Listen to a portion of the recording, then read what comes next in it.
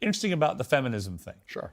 Do you identify as a feminist? I think that women and men are fantastic. Both of us are fantastic. I think women reproduce. I think women need to be respected, protected, provided for. I think that modern feminism is kind of hard for me to even truly understand. What do you think it means? What is feminism?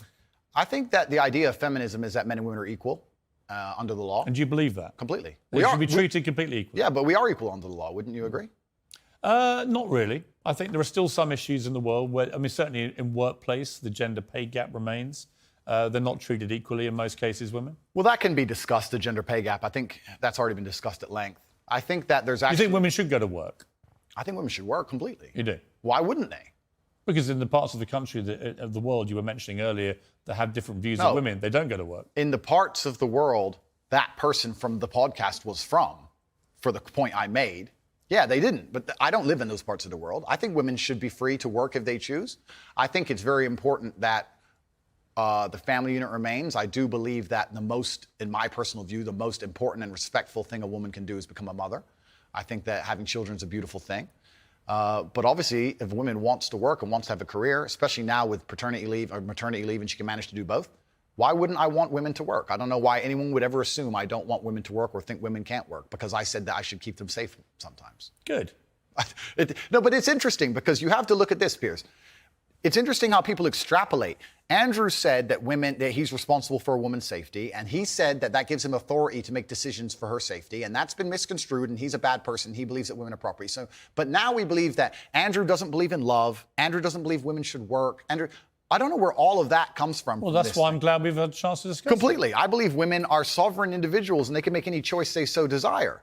I think that it's important that we remember that a man has a duty. I think I certainly in my relationship have a financial responsibility to provide for my woman. My woman would never have to work unless she wanted to, because I'm the kind of person who works hard enough that she wouldn't have to. Should young men, though, all aspire to be like you? Should young men aspire to work very hard, have no criminal record, become multimillionaires, protect and provide for the women close to them, be sovereign so they can stand up and have their own points of view in face of cancellation, be able to not be mentally intimidated when they go on national TV and there's traps set up for them? Yeah, I believe that confident, strong men who stand up and protect and provide for women are a good thing for the world and a good force for the world. And I don't think that I put a magic spell on anybody. I think there's a whole bunch of men in the world who understands my value. And if men grow up to be like me, you're going to have a whole bunch of people with no criminal record, dedicated athletes who protect and provide for the people close to them, are fantastic for the economy. And I'm certainly not the worst influence out here, Piers. You have Lil Nas twerking on the devil on music videos, which our children are digesting. You have drill artists singing about stabbing people to death in the middle of a knife crime epidemic. You have rabid psychopaths on whether the right or the left announcing violence on the other side. You have all these insanities in the world. And because I sit here and say, yeah, perhaps, now you've laid it out and it offended you, I understand.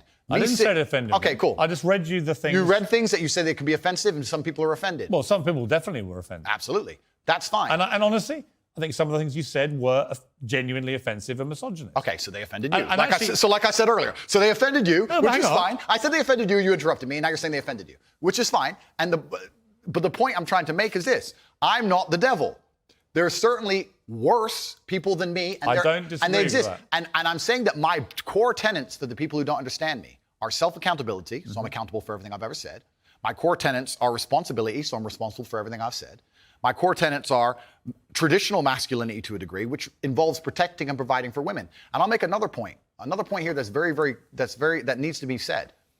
The number of women who have stood up and stuck up for me is ignored. Thousands of women are making videos saying, I've met Andrew Tate, he's such a nice guy. I wish I had a man like Andrew Tate who felt responsible to protect and provide for me. You know what? I do belong to my husband, that's why I married him and I love him. We ignore the thousands of women who stood up and stood by me and said everything I said is true. And we're taking a very vocal minority who have taken the things I've said and are pretending to be absolutely and utterly devastated by them for some reason. All right, time out. Sure.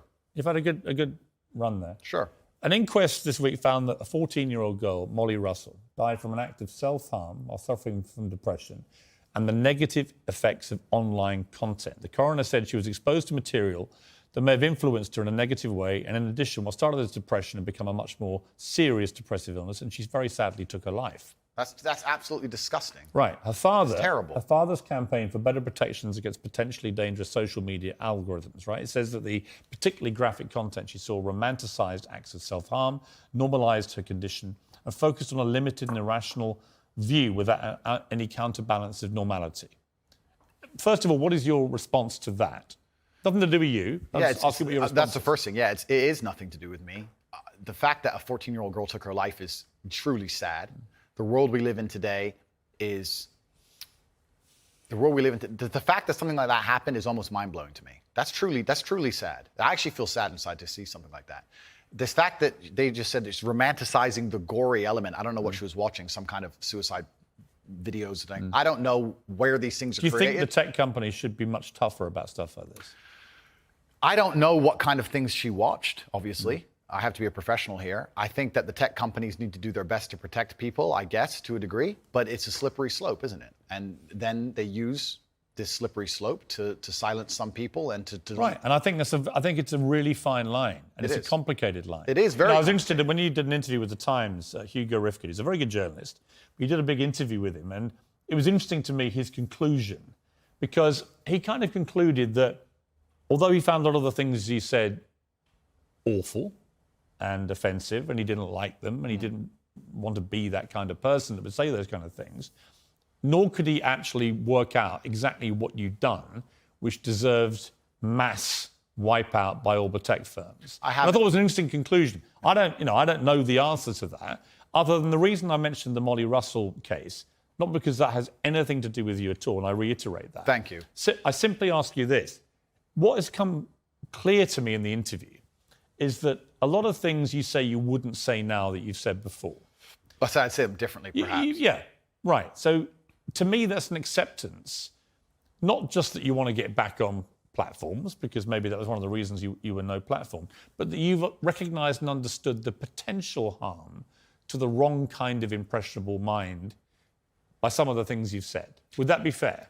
I think that's 80% fair. I recognize and understand that with massive fame, you have to be more careful about being misconstrued. Like I said earlier, 1% of people misunderstanding you doesn't matter with a small audience. It matters with a very large audience. With power comes responsibility. I still believe the things I say. I do not want to be a negative force for the world. I also understand that I am a man who's lived a very difficult, nuanced life, and I am capable of making nuanced points that may be misunderstood by teenagers. However, that can be said about anybody and everything. Every opinion online can be misunderstood by children. Trying to protect children from the internet is a very interesting subject in and of itself, because I would argue that 80% of the content on the internet can be negative or detrimental to a young mind that doesn't understand the world. Yeah. I'd argue that all of it. We just talked about music videos and dancing on the devil and all this stuff. All this stuff is dangerous. By the way, I think you make a very good point on that. So, a lot of these rap stars, the lyrics, the videos, I think far exceed anything that you've been accused of doing. Completely. Because in a lot of cases, some of them promote non-consensual activity with people, right? And I just think that crosses a line you have, as far as I've seen, you haven't crossed that line. No, I haven't. And this is the thing. And I've been vilified, not because of the things I say, because much more extremist content already exists on the internet. I think the reason I've been attacked and vilified is because of the popularity, because I became so massively famous, not because of what I was actually saying. So as a professional, I analyze that and I understand that, okay, I'm massively famous now and certain things have been taken out of context. However, I still do believe I'm a force for good in the world. And I'm not going to sit here and say... Have you changed, though? It's not about changing. Well, it is. We're all involved in an evolution. How old are you now? I'm 36. 36, right? I bet you're a different person to what you were when you were 26. Oh, that's absolutely, that's right? Absolutely a fact. So we all change. And Mike, you keep talking about being a good person. Yeah. I think if you're honest with yourself, that you can see why people found a lot of the stuff you've said problematic and misogynist. And I think you've recognised you wouldn't express yourself in that way again because you've understood that it's caused a lot of harm. And that's really what I wanted to get to today, was an acknowledgement by you that these things clearly were said in the wrong way, created the wrong impression if you didn't mean them the way you intended them, and can therefore have a malevolent influence when you have a huge following. Yeah, when you have a huge following, you certainly have to be a lot more careful about how you get certain points across. That's absolutely a fact. Andrew, I appreciate you coming all the way from Romania. Thank you. It's been an interesting conversation, and I thank you for having it. Cheers, friend. Well, that's it from me. Whatever you're up to, keep it uncensored. Good night.